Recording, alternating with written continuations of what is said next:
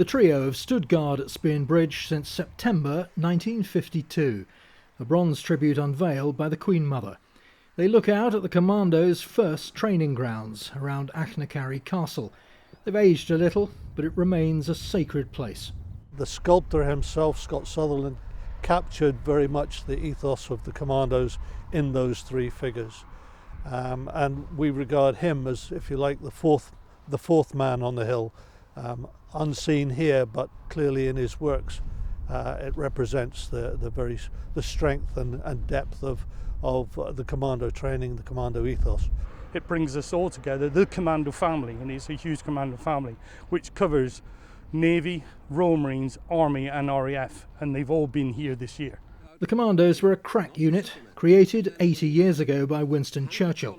They learned the ropes, at times literally, in a gruelling training programme in the surrounding barren countryside. They became a template for the toughest special operations infantry. But even these three need some TLC after 7 decades in the wild. A £150,000 makeover will strengthen the stonework and surrounds trodden by more than 200,000 visitors each year. Fundings come from public donations and organisations including the Royal Marine Association, the Commando Association and the Monuments Commission. The weathered appearance of the bronze metalwork won't be altered, but it will get a protective coating. It's timely perhaps to remember our fallen heroes as the world witnesses today's mindless violence in Ukraine. Those events are prominent in the thoughts of those who care so passionately about this place. What would our fallen heroes be thinking today about the atrocities in Ukraine? Shocked that,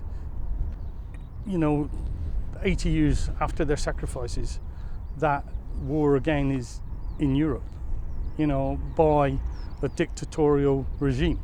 They'd be very sad, as we are, that violent conflagration has come back to Europe. Refurbishment work begins on the Commandos Memorial and Garden on Monday. A date will be announced in due course for a rededication ceremony and reopening sometime in the summer. Ian Ramage, STV News.